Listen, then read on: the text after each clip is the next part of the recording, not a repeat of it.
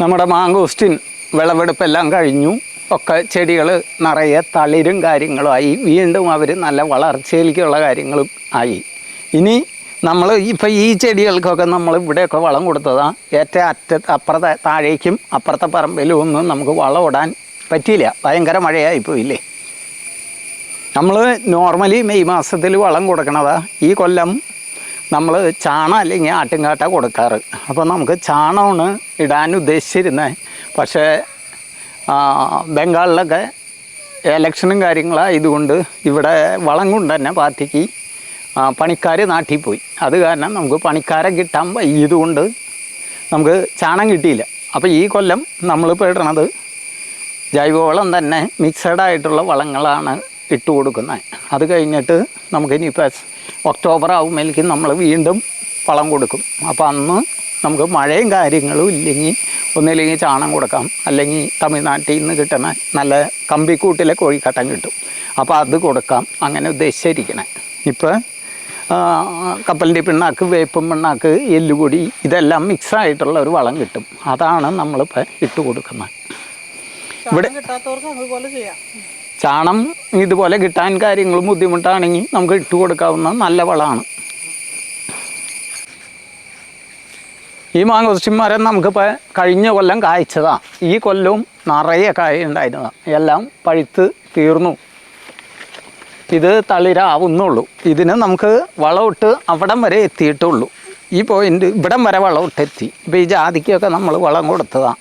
ബാക്കിയുള്ളത് മഴ ശക്തി പ്രാപിച്ച കാരണം നമ്മൾ വളമിടൽ നിർത്തി. ഇപ്പോൾ 3-4 ദിവസമായിട്ട് വെയിലും കാര്യങ്ങളും ആയിട്ടുണ്ട്. അപ്പോൾ നമ്മൾ തിങ്കളാഴ്ച തുടങ്ങി വീണ്ടും വളമിടും. കാരണം ഓവർ മഴ പെയ്യുന്ന സമയത്ത് നമ്മൾക്ക് ചെടികൾക്ക് വളമിടാൻ പാടില്ല. നമ്മളുടെ ഈ മാങ്കോസ്റ്റിനും ഇപ്പോൾ കായ്ച്ചിട്ട് 2 വർഷമായതാണ്. നിറയെ കായ ഉണ്ടായിരുന്നതാണ്. എല്ലാം പഴുത്തു. ഇനി 1-2 കായ ഉണ്ടെന്ന് തോന്നണം. നോക്കട്ടെ.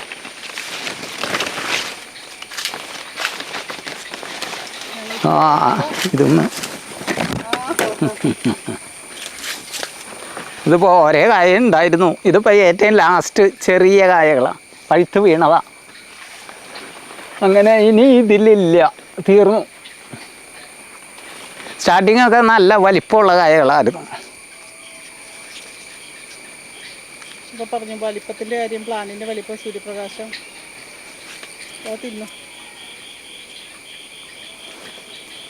അതേ മാങ്കോസ്റ്റിൻ ഒരു സാധനം ഒരു കാരണവശാലും താഴെ വീഴാൻ അനുവദിക്കരുത്.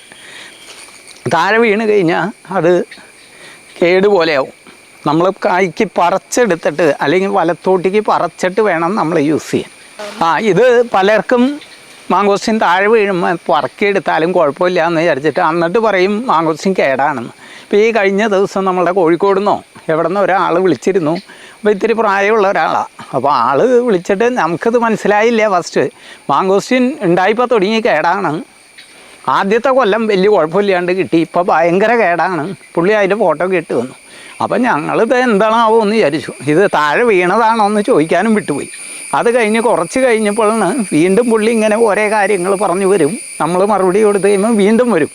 ഇങ്ങനെ വന്ന് ഒരു ദിവസം പുള്ളി പറഞ്ഞു 1-2 നല്ലത് കിട്ടിയെന്ന് പറയാം.